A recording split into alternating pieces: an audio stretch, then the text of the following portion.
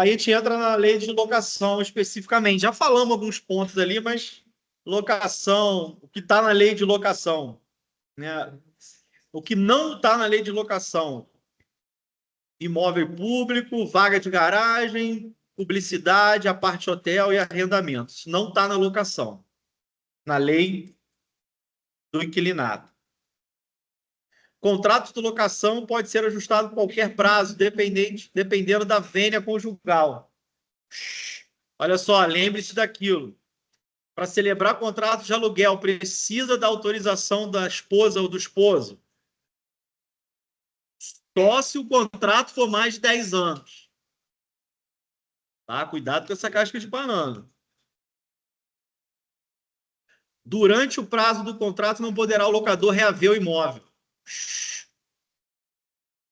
com exceção de tal artigo, poderá devolvê-lo pagando a multa proporcional. O artigo trata da devolução antecipada pelo locatário.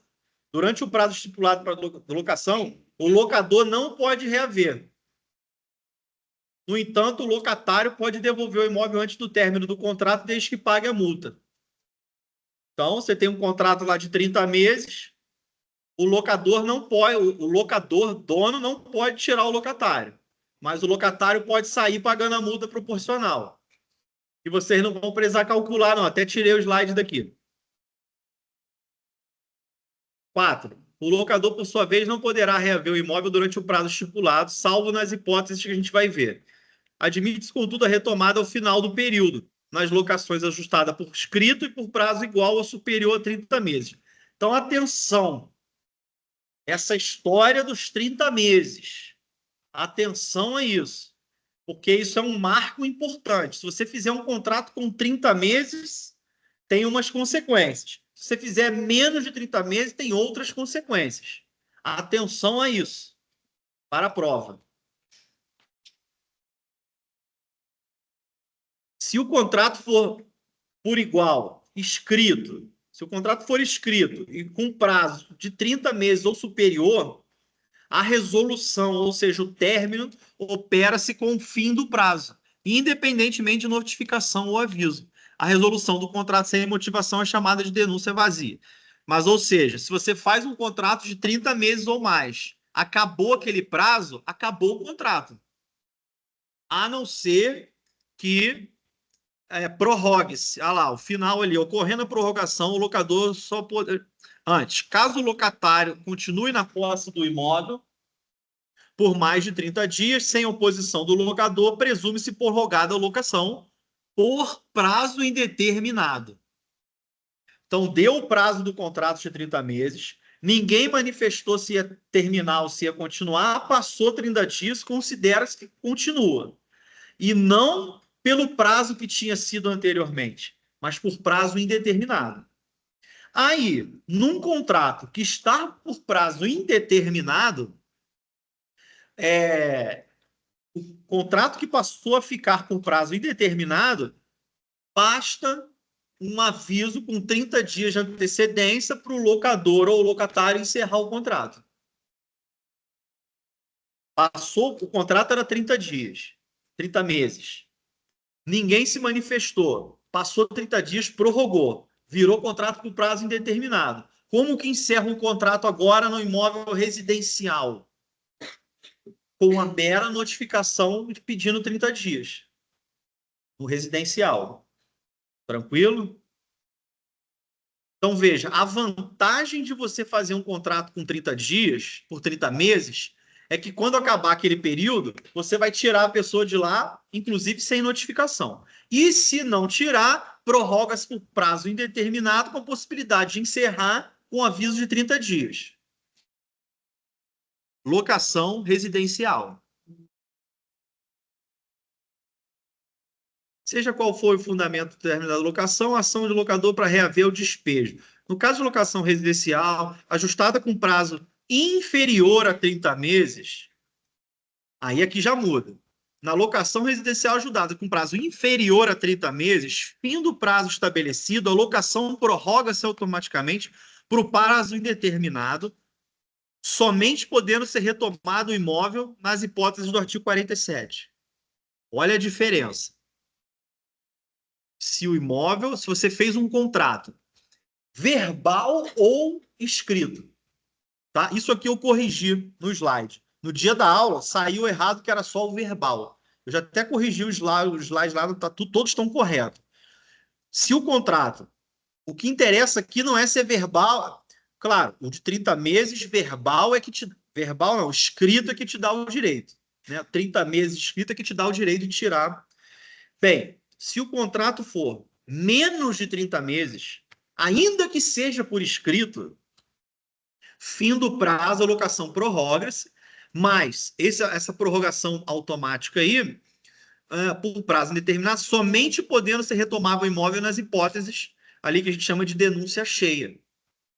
Ou seja, contrato com prazo de menos de 30 meses, você, se prorrogar depois desse prazo, você não consegue tirar a pessoa lá com uma mera notificação para sair em 30 dias.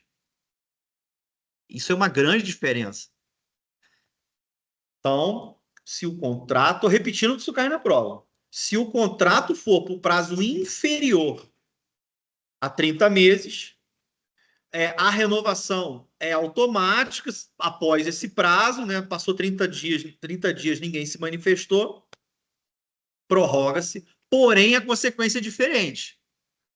A prorrogação essa prorrogação só vai poder possibilitar a retomada do imóvel com a denúncia cheia, com a denúncia motivada. Diferentemente daquele que a gente estava falando de 30 meses, que acabou aquele prazo, e se continuar indeterminado, você consegue, por sem motivo nenhum, tirar a pessoa de lá em um mês. Você notifica para ela sair dali em um mês. Agora, contrato com prazo inferior a 30 meses, não vai adiantar ser notificado para ela sair de lá em um mês.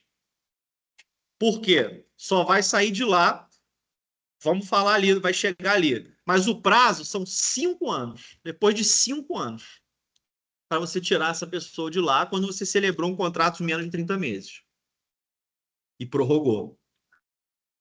Ou você vai tirar ela depois de 5 anos, ou se houver mútuo acordo, óbvio, os dois concordando. B, em decorrência de alguma infração contratual, óbvio também, se a pessoa fizer uma lambança, você não precisa respeitar mais o prazo. C, em decorrência da falta de pagamento de aluguel. D, para a realização de reparações urgentes determinadas pelo poder público.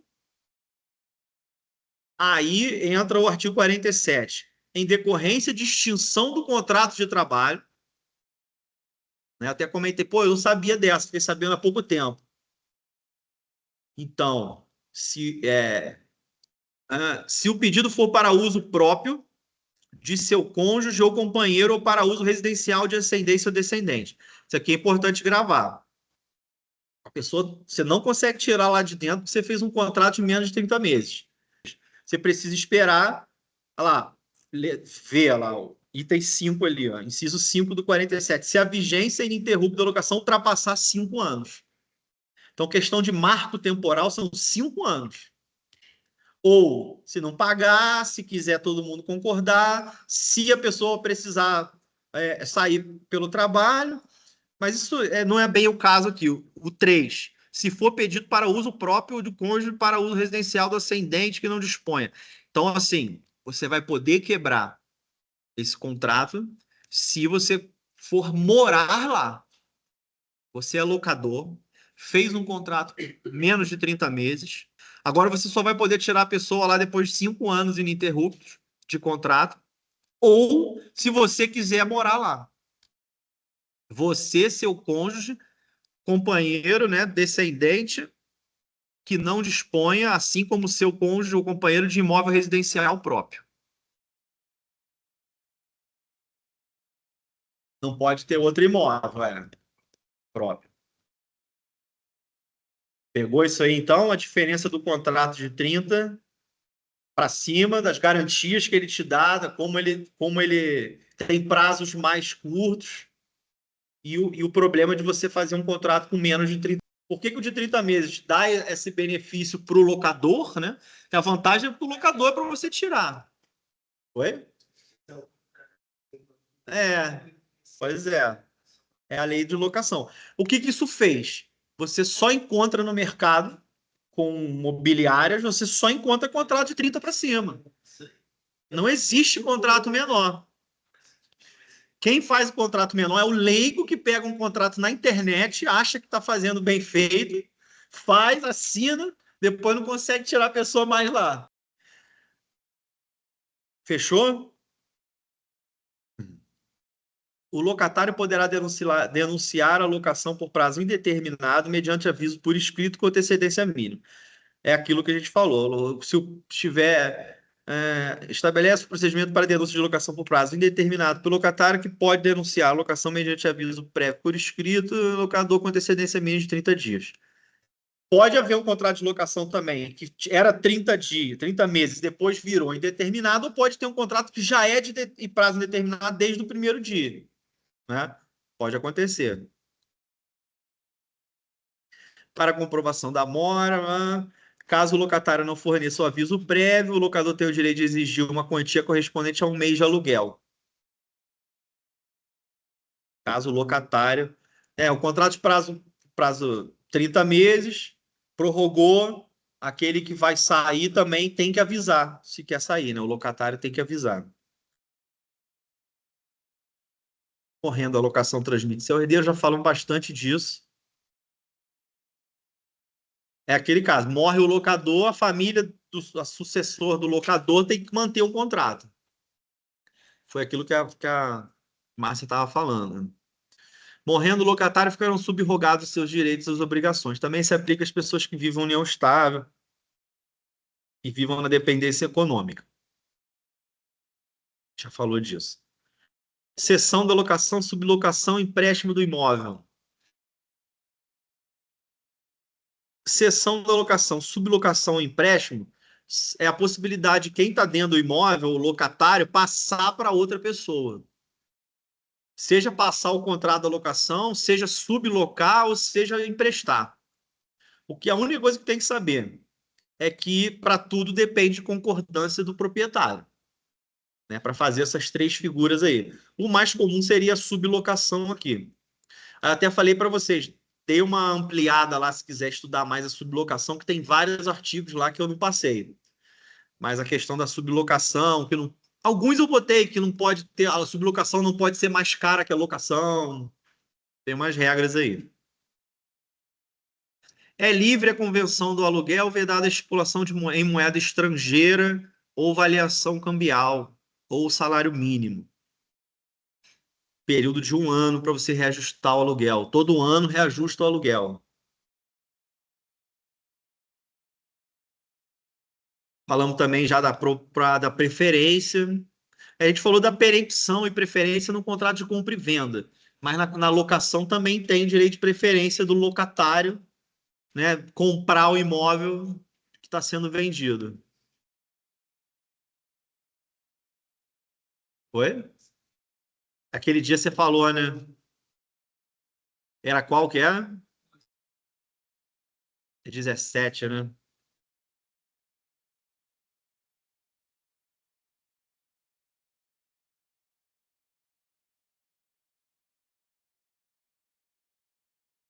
É livre. É. Ah, entendi. Esse aqui tá errado. Não, esse é o 17, tá certo. O da sublocação 27.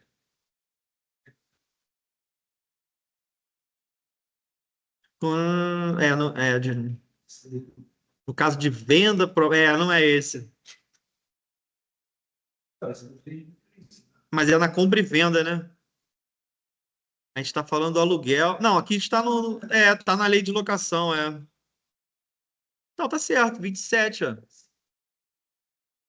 No caso de venda, promessa, exceção, né?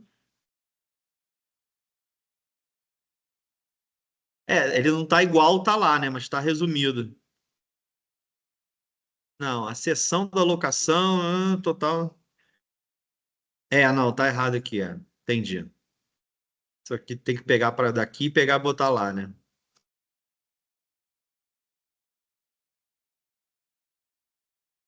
Mas eu vou subir esse modelo aqui, então. preferência para comprar, né? No caso de compra e venda. Oi?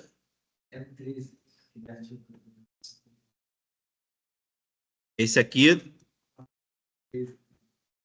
Ah, tá. Entendi. No dia da aula, né? Entendi. Tá. Locação para temporada. Lembra o que era locação para temporada? Vamos lá, respira fundo. Tá acabando. Última aula. Locação para temporada, tem que saber nesse slide aqui é que é para residência temporária, prática de lazer, né? E também. E eu não estou compartilhando aqui o. Deixa eu compartilhar com a gravação aqui.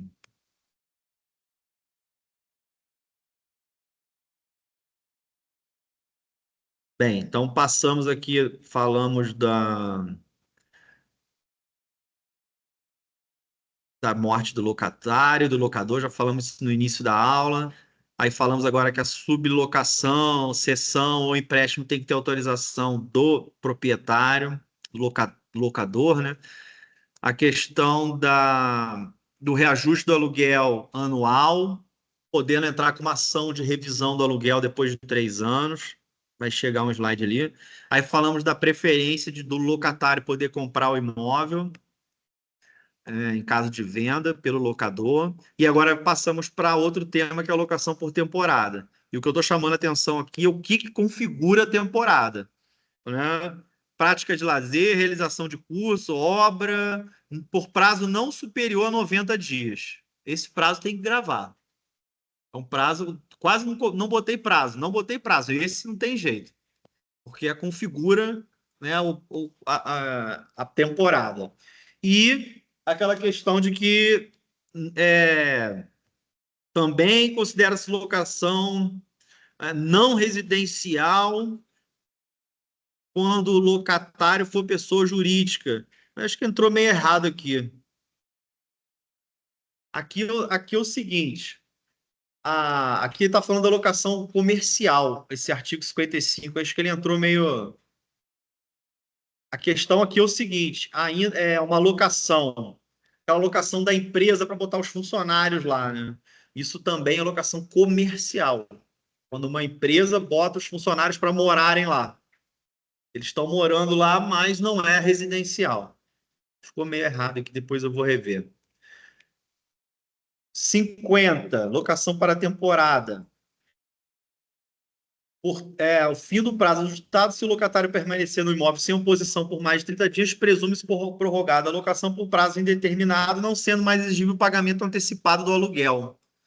Uma grande característica da locação por temporada é que nela você pode cobrar antecipado o aluguel. É proibido cobrar antecipadamente aluguel se não for na locação por temporada.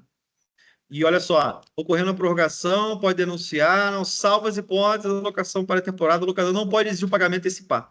Salvo nas hipóteses do artigo 42. Atenção aqui todo mundo. Ó. Artigo 20 da Lei de Locação.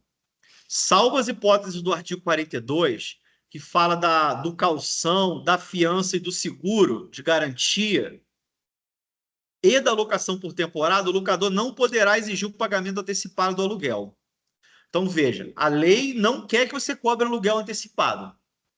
Você vai poder cobrar aluguel antecipado na locação por temporada, tranquilo, ou nas locações comuns que não tenham nenhuma garantia. Vou alugar, mas não vou cobrar nenhuma garantia. Não vai ter fiador, não vai ter calção, não vai ter seguro. Aí posso cobrar aluguel antecipado. Fechado? Atenção aí, até sublinhei ele. Não pode cobrar antecipado. Só pode comprar antecipado na temporada ou se não tem garantia. Se você deu garantia, já não vai pagar antecipado. Hoje em dia todos têm garantia. Pelo menos o fiador. Aí paga depois, né, no final do mês. Perdão, quinto dia útil, sexto dia útil, né, que a gente viu. Não botei isso na prova, não, o dia útil. Mas a gente viu que é o sexto dia útil do mês seguinte.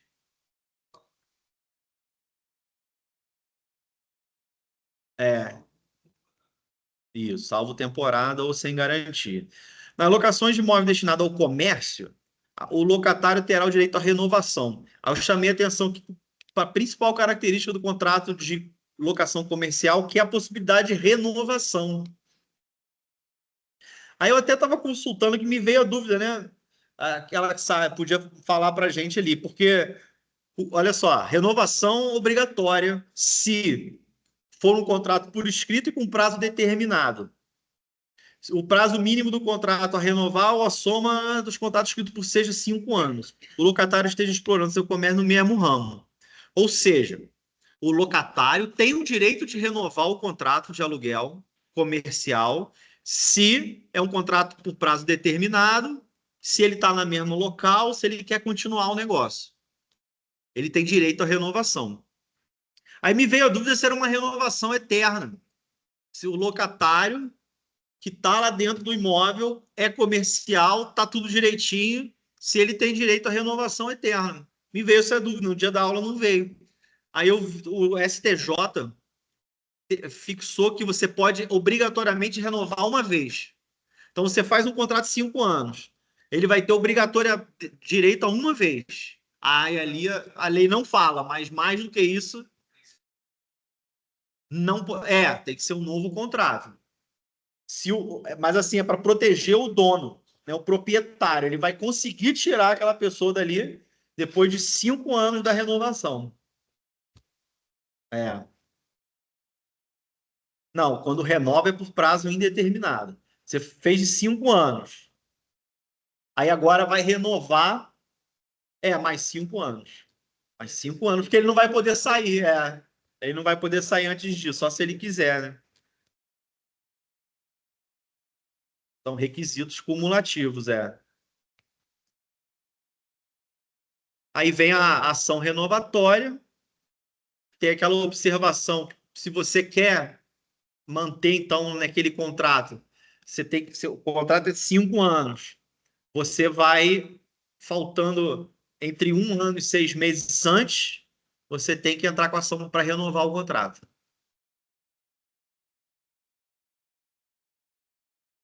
Mas o quê? Contrato por prazo determinado cessa sem você precisar notificar, igual o da residencial.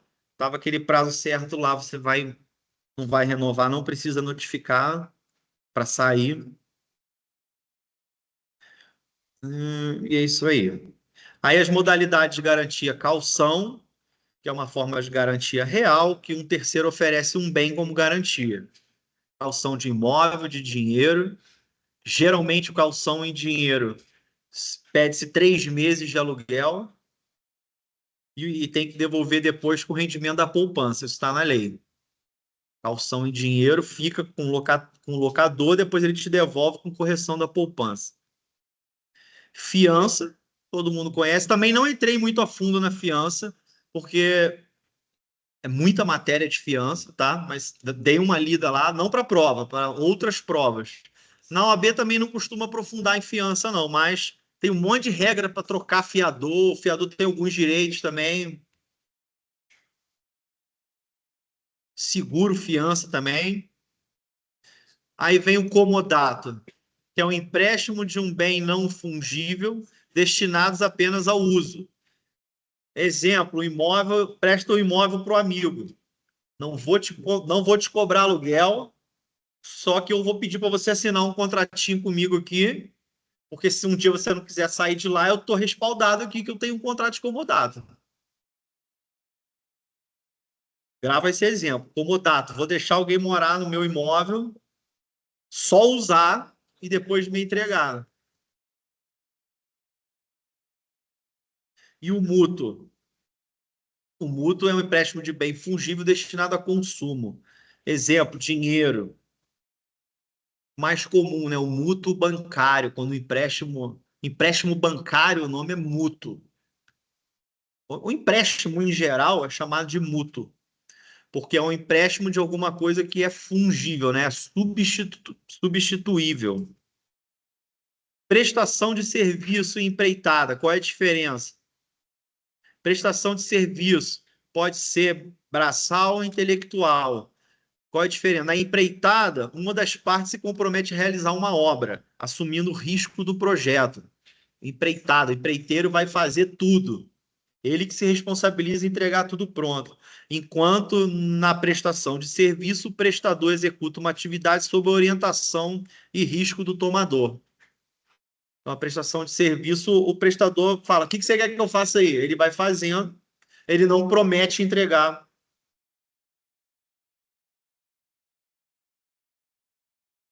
Oi? É, também é um que vale a pena vocês darem uma lida um dia com mais cuidado de empreitada, porque tem muitos artigos de empreitada ali. O que eu coloquei aqui foi o tempo dela, acho que eu botei no dia da aula. Olha lá, duração do contrato de prestação de serviço, 4 anos. E o contrato de depósito, que é você deixa alguém para alguém tomar conta para você de alguma coisa. Depósito. Comodato, que a gente viu, é o empréstimo, a pessoa pode usar do que você emprestou. O depósito, você vai deixar alguma coisa com alguém e a pessoa não vai usar, ela vai guardar para você e depois te restituir.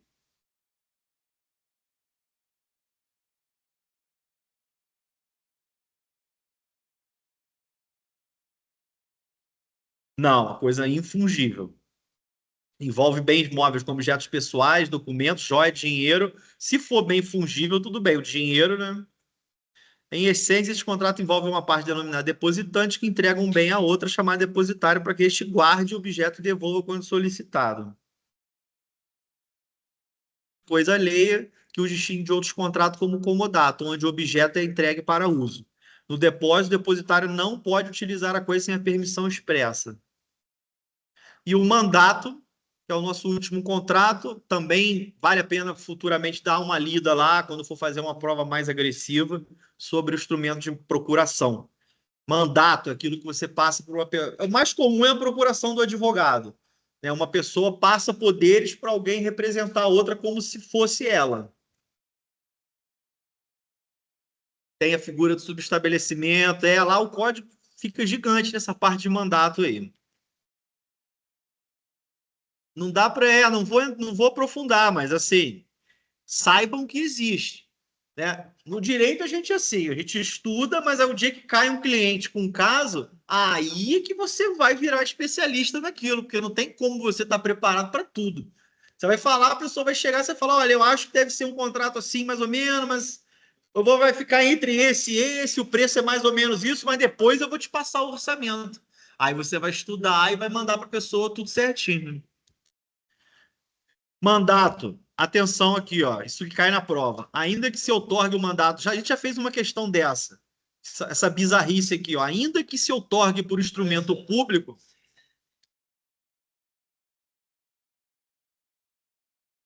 sem ser o bem. Ainda que se outorgue, se for bem infungível. Ah, entendi. Não deu causa. Com força maior, tá.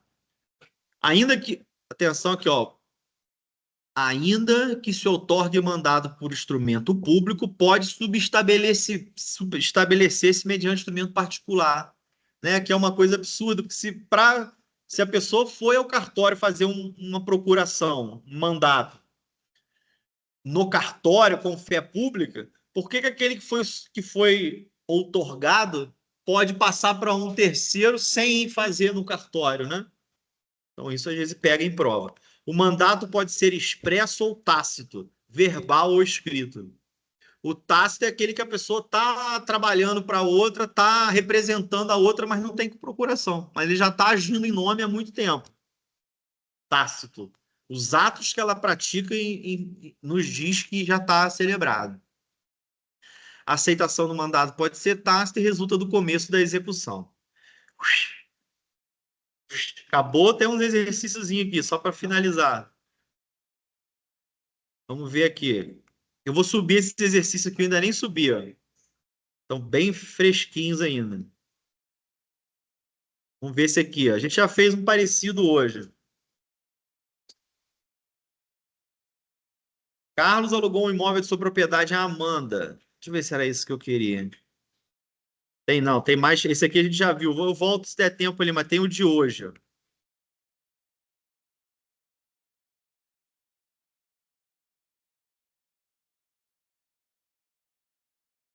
Esse aqui a gente viu um muito parecido hoje. Ariel compra um carro de Plínio.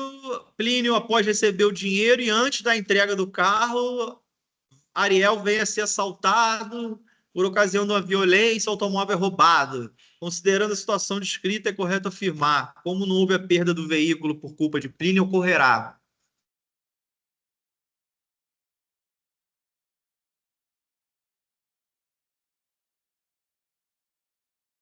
Com correção monetária. Depois eu boto um artigo ali, tem um artigo que bate nisso daí.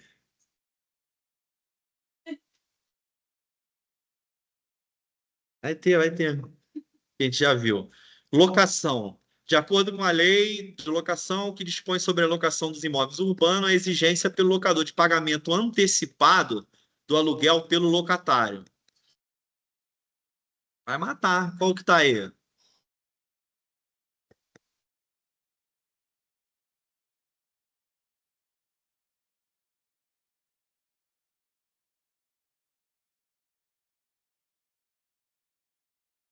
Letra E.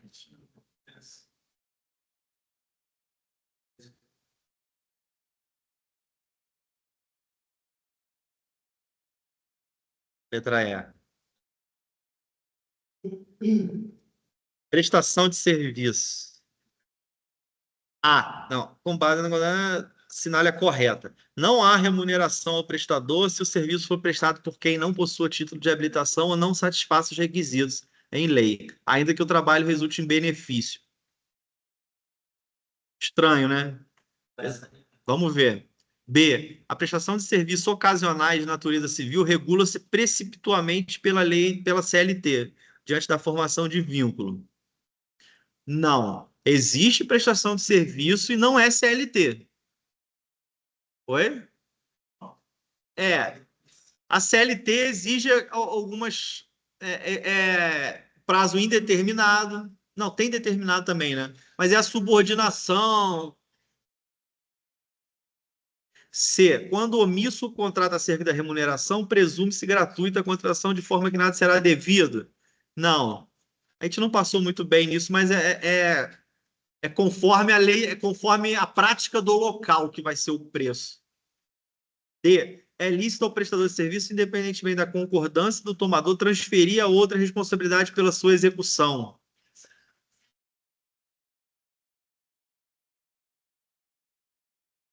É, não pode, né? Se você contrata ele, o prestador de serviço é ele, né? Toda espécie de serviço ou trabalho lícito, material e imaterial pode ser contratada mediante retribuição. Material e imaterial pode ser contratada. Agora, por que que a A está errada? Não haverá remuneração. Não, e não receber nada.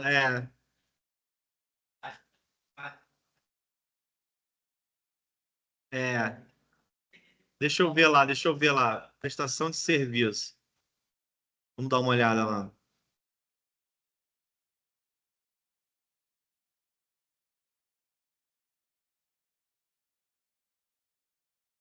Tem aí o artigo, mas. Não, tá na lei errada. 593. Boa. Toda espécie de trabalho ilícito material pode ser contratada mediante remuneração. É o que está lá, retribuição. Mas e aquele outro? Ah lá, se não tiver valor fixado, é o costume do local.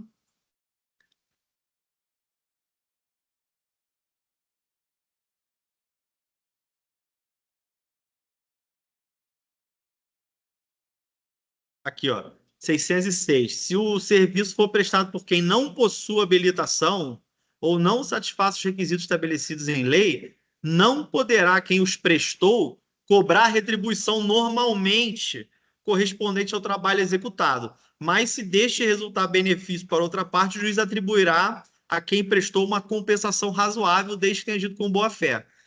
Então, ele prestou serviço, ele tem direito a receber alguma coisa que não o valor inteiro. Entendeu?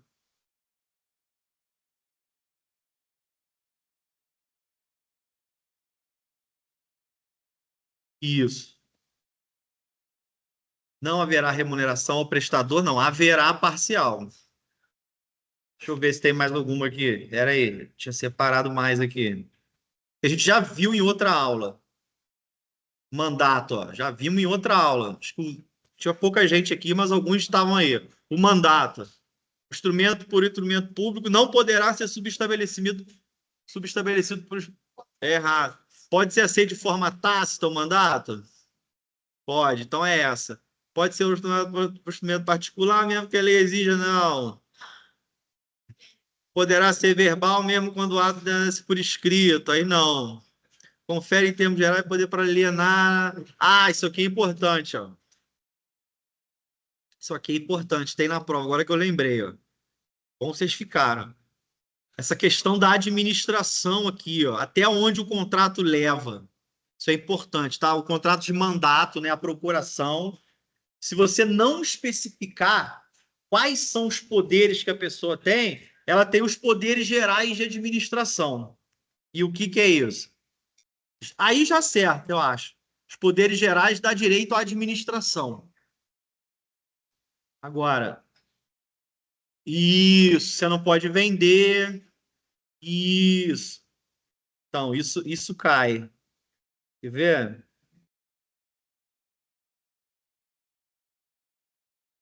Oi? 661. Não, 661 não. 661 lá embaixo. Tem razão, tá lá longe. Jefferson é o melhor aluno e ajuda o cara, ajuda os professores. Tá louco para ir embora, ele já tá empurrando. Vai, professor, é ali. Ah lá, o mandato, em termos gerais, só confere os poderes de administração. Para alienar, hipotecar, blá, blá, blá, tem que ter poderes expressos. Fechou? Então, atenção a isso aí agora eu lembrei. Então, fechou, gente.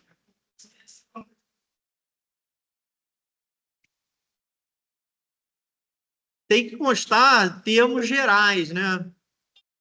Nas minhas procurações, eu boto poderes gerais para o foro. Aqui não fala de foro, né?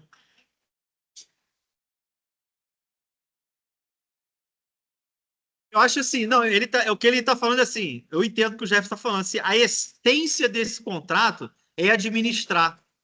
A essência já é ele. É, já é mandato é para administrar. Isso. Tem muita questão, né? É artigo pra caramba. Mas olha só, pode focar, tô até gravando aqui, ó. Pode focar na matéria dois slides de revisão. O que não tá ali não vai cair, tá? É, os artigos. Mas olha.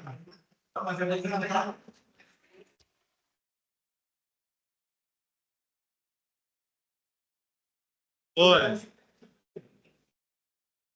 vou arrumar. É o que. Ah, tá tudo errado, né? Mas amanhã, né?